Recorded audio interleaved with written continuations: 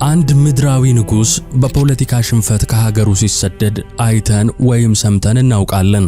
ነገር ግን የሰማይና የምድር ፈጣሪ የነገስታት ሁሉ ንጉስ ገና በጨቅላነቱ በእናቱ እቅፍ ከገዛ ምድሩ ሲሰደድ አስበው ያውቁ ይሆን? ይህ ተራ ስደት አልነበረም። በገነት የተጀመረው የጥንት ጦርነት በምድር ላይ የተገለጠበት መድረክ እንጂ። በአንድ በኩል የንጉሠ ነገሥቱን እናት ቅድስት ድንግል ማርያምንና በጨርቅ የተጠቀለለውን አምላክ ያዘች ትንሽዬ ቅዱስ ቤተሰብ፣ በሌላ በኩል ደግሞ በምድራዊው ንጉሥ በሄሮድስ በኩል ሥጋ ለብሶ የተገለጠው የጥንቱ ጠላት ሰይጣን። ጦርነቱ ፍጡር ከፈጣሪው ጋር፣ ጨለማ ከብርሃን ጋር፣ ጥላቻ ከፍቅር ጋር ያደረገው ነበር። ለ3 ዓመት ከመንፈቅ ለ1260 ቀናት የፈጀው ይህ የመከራ ጉዞ ከኢየሩሳሌም ከተሞች እስከ ግብጽ ምድረ በዳ ድረስ የተዘረጋው ይህ የእንግልት መንገድ እንዲሁ ከሞት ማምለጥ ብቻ አይደለም። የነቢያት ትንቢት ይፈጸም ዘንድ በጣዖት አምልኮ የረከሰችው ምድር በጌታ እግር ትቀደስ ዘንድ የሰው ልጅ የመዳን ሥራ ስር እንዲሰድ የተከፈለ መለኮታዊ ዋጋ ነበር። በዛሬው ዝግጅታችን የሰማይና የምድር ንግሥት በምድር ላይ ስደተኛ ሆና ያሳለፈችውን መራራ ጊዜ እንመረምራለን። ከረሃብና ጥሙ፣ ከዘራፊዎችና ከጨካኝ ሰዎች የደረሰባትን መከራ፣ ከሁሉም በላይ ደግሞ ልጇን ለማዳን በልቧ ውስጥ የተሸከመችውን ስቃይ በጥልቀት እንመለከታለን። ይህ የአንድ እናትና ልጅ የስደት ታሪክ ብቻ ሳይሆን ቤተክርስቲያን እስከ ዓለም ፍጻሜ የምታልፍበት የመከራ መንገድ ምሳሌ ነው። አብራችሁን ቆዩ።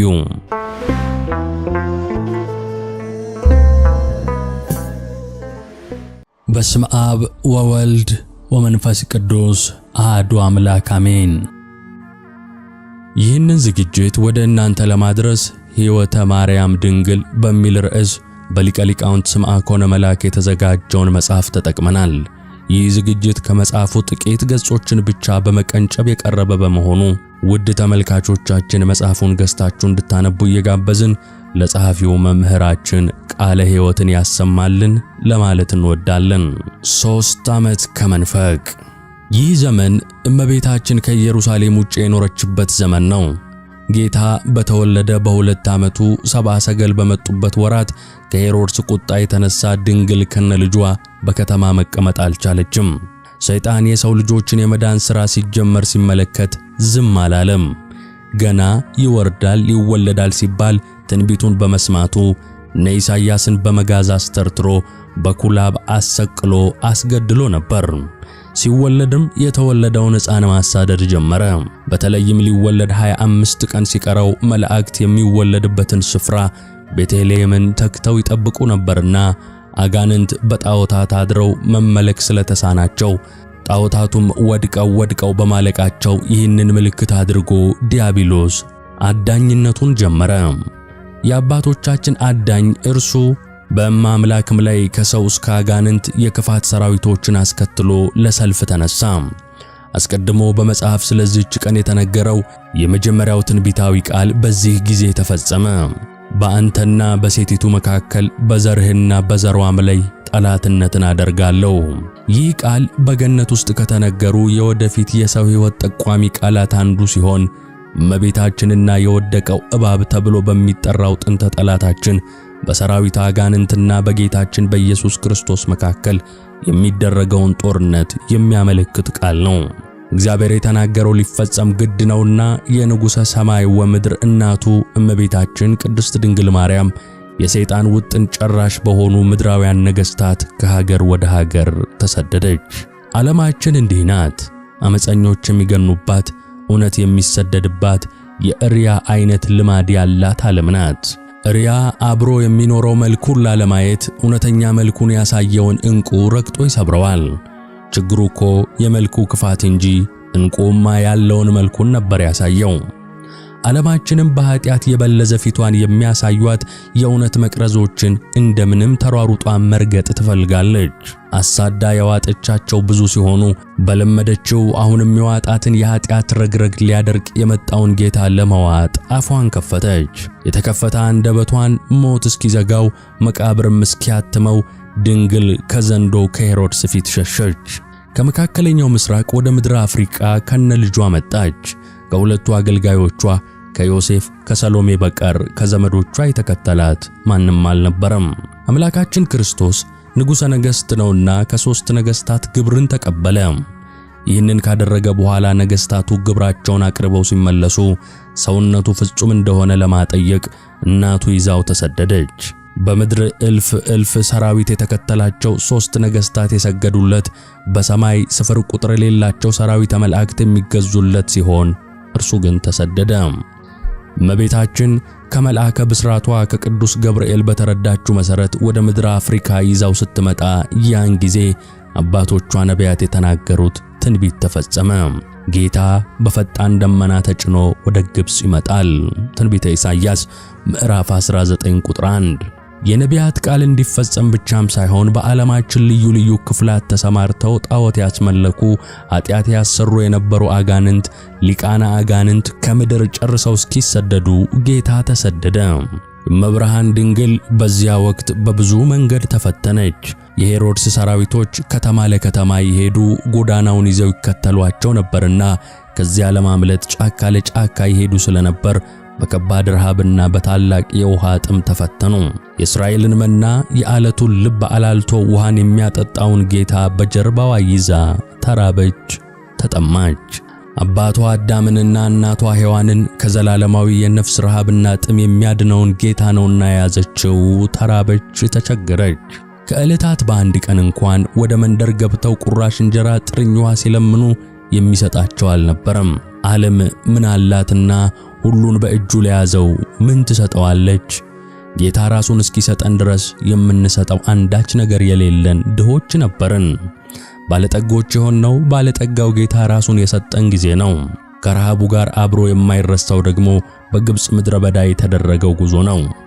የግብጽ በረሃ በአሸዋ የተሞላ ሰውነትን የሚያሳርፍ ምንም አይነት ለምለም ነገር የሌለው አሸዋው እግርን የሚያቃጥል የፀሐዩ ግለት ነፍስን ከስጋ ለይቶ የሚጥል እሾህና አሜኬላን የሚያበቅል ምድረ በዳ ነው።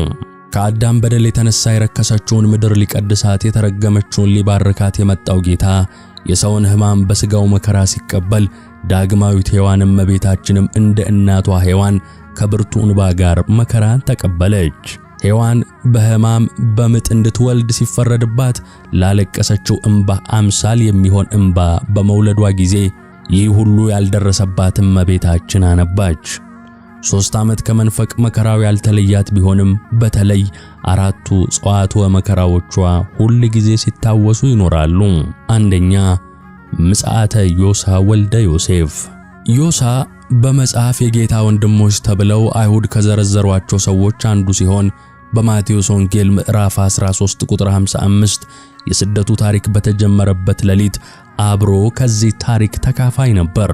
ጥቂት ከሄደ ግን ከበረከተ ስደቱ ሊካፈል የማይገባው ሰነፍ ሰው በመሆኑ ከጎዳናው ላይ ተለይቶ ቀረ።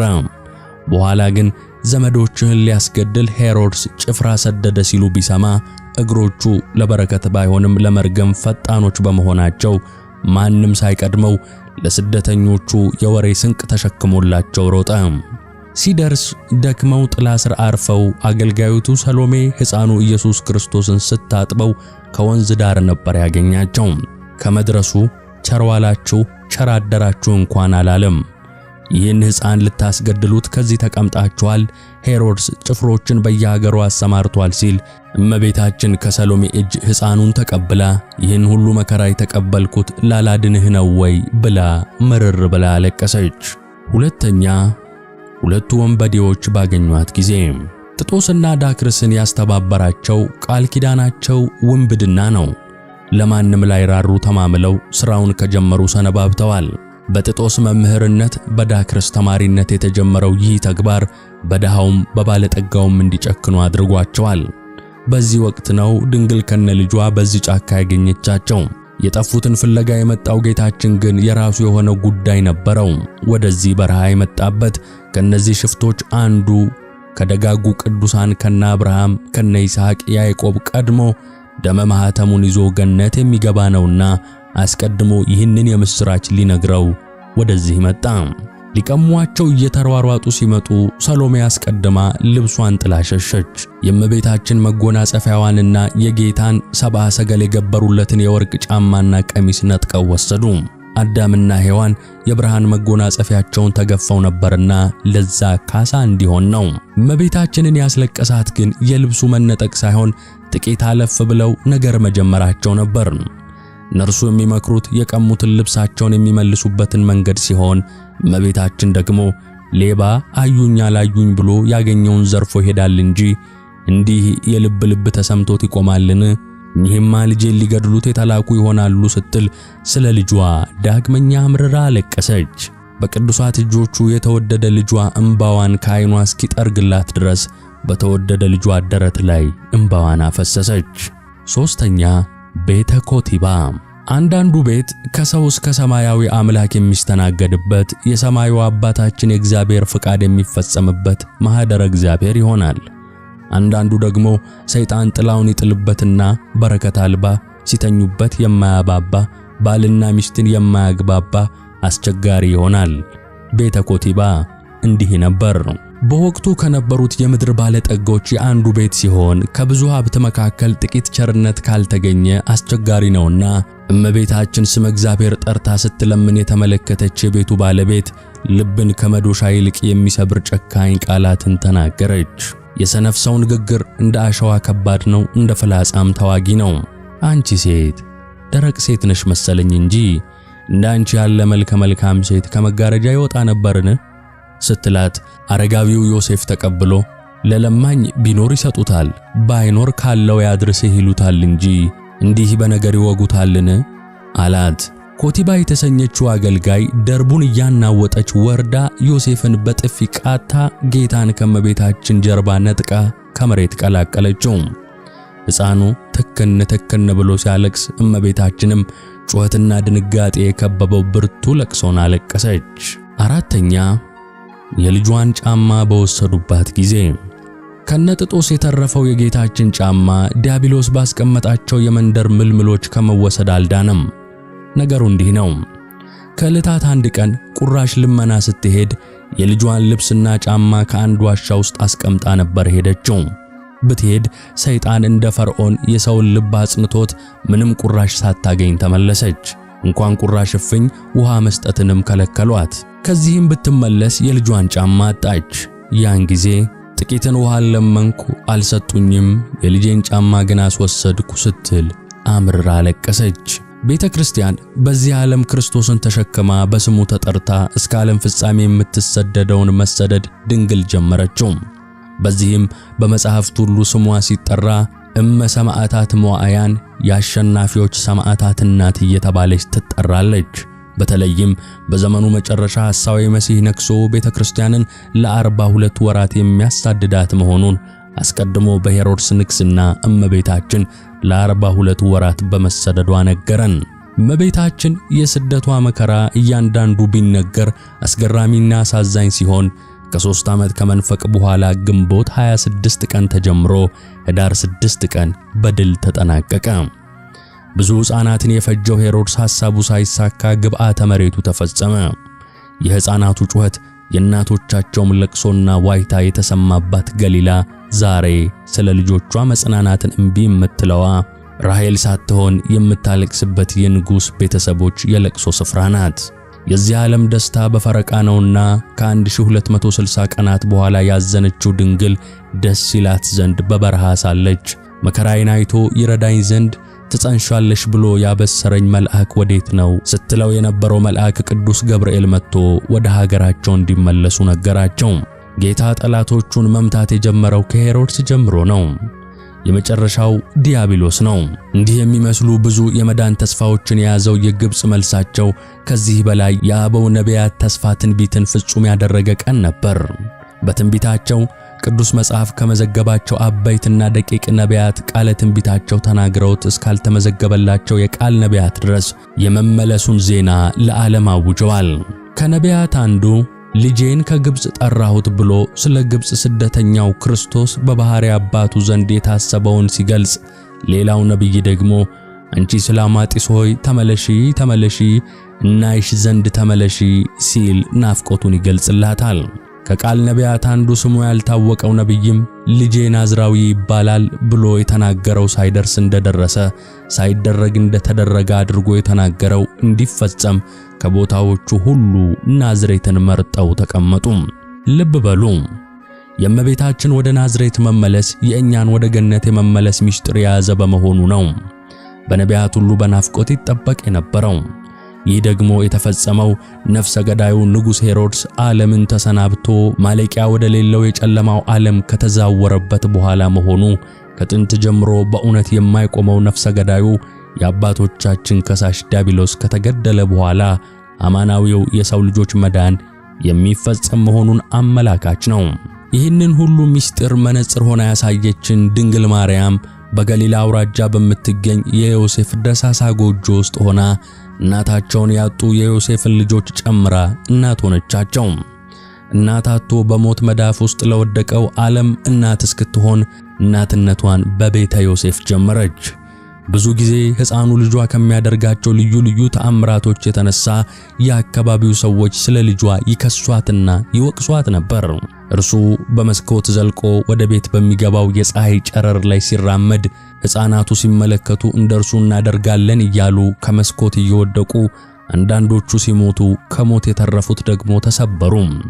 ሌላ ጊዜ ደግሞ ጭቃውን አድበልብሎ ሕይወትን የሚያድል እስትንፋሱን ሲለግሳቸው በረው ሲሄዱ ሕፃናቱ ተመልክተው በእስትንፋሳቸው ሕይወትን እንፈጥራለን ብለው እፍ ሲሉ አሉ። ሲመሽ ጉሮሯቸው አብጦ ልባቸው ወለቀ። ይህንን የተመለከቱ የገሊላ መንደር ነዋሪዎች በእመቤታችን ላይ በጠላትነት ተነሱባት። ልጅሽ ልጆቻችንን ገሏል አሏት። ሁሉን ቻይ ልጇ የሞቱትን አስነስቶ በውኑ የገደልኳችሁ እኔ ነኝ ብሎ በሕዝቡ መካከል ሙታን ምስክርነትን እንዲሰጡ እስካደረገበት ጊዜ ድረስ የአባቶቻችን ከሳሽ እርሱ ክሱን አላቆመም ነበር። ጌታችን ኢየሱስ ክርስቶስ ሲያድግ እንደ ሁሉም ምድራውያን ሕፃናት ነውና ለእናቱ በነገር ሁሉ ይታዘዝ ነበር። ውሃ እንዲቀዳ ስታዘው ውሃውን በወንፊት ቀድቶ ያመጣላት ነበር። ውሃውን ቋጥሮ በነፋስ ምሰሶ ላይ ሰቅሎ ስሙን ሰማይ ብሎ ለሚጠራው ለእርሱ በወንፊት ውሃን መቅዳቱ ምን ይገርማል? እንጨትም ልቀም ከተባለ ለቅሞ በነፋስ ትከሻ ላይ ጭኖ እያመጣላት ለእናቱና ለዘመዶቹ ሁሉ ያገለግል ነበር። በዚህ ሁሉ ነገር መላእክትና ሊቃነ መላእክት ይገረማሉ፣ አጋንንት ይደነግጣሉ። ባለመታዘዝ የተጀመረውን ኃጢአት በመታዘዝ ሊሽር መጥቷልና። ይህን አገልግሎቱን ሲያዩ መላእክት በመገረም ዝም ይላሉ። ሊያገለግሉት እንጂ ሊያገለግል የማይገባ ሆኖ ሳለ በፈቃዱ ይህንን አድርጓልና። ነገር ሁሉ እንደ ሕፃናት ሆነ እንጂ ከሕፃናት የተለየበት ምንም መንገድ አልነበረም። ሁለት የሰው ልጅ ሊያልፍባቸው የሚችሉ ሕግጋትንም ፈጸመ። የመጀመሪያው ሕገ ጠባያዊ ነው። በተፈጥሮ የተሰጠ የፍጥረት ሕግ ሲሆን በቀዳሚው ልደቱ ይህ አልነበረበትም። በዳህራዊ ልደቱ ከድንግል ሲወለድ ግን ይህንን የተፈጥሮ ሕግ ሳያዛባ ከማኅፀን ጀምሮ በየጥቂቱ አሳደጋቸው እንጂ አምላክ ነኝና ዕለቱን ተወልጄ ዕለቱን ልደጋ አላለም። ሁለተኛው ሕግ መጽሐፋዊ ነው። ጌታ ኢየሱስ ክርስቶስ በዚህ ሕግ ስር እንዲያልፍ ዕድሜው ለትምህርት ሲደርስ እመቤታችን ወስዳ ለገማልያል አስተምርልኝ ብላ ሰጠችው። ሰው የሚሆነውን ለመሆን ይህንን አደረገው እንጂ የመምህራን መሪያቸው የአዋቂዎች ዕውቀታቸው እርሱ እኮ ነው። እናቱ ድንግል ማርያም ግን ነገሮችን ሁሉ በልቧ እየጠበቀች ታስቀምጥ ነበር። ለበዓል በኦሪታውያን ልማድ ወደ ቤተ መቅደስ ያወጣቸውም እንደሆነ አስከትላው ትሄድ ነበር። ወደ ቤተ መቅደስ መሄድን የጀመረው ልክ 12 ዓመት ሲሞላው እንደነበር መጽሐፍ ይናገራል። በሌሎች ሌዋውያን ከ20 ዓመት በታች እንዳይወጡ ሥርዓት ተሰርቶላቸዋል። እርሱ ግን የሚወጣው በሊቃውንቱ መካከል ተገልጦ ለማስተማር ነውና በዚህ ታናሽ ዕድሜው ወደ መቅደስ ወጥቷል። ከስደቱ ረድኤት በረከት ይክፈለን። ሰላም እግዚአብሔር አይለየን። አሜን።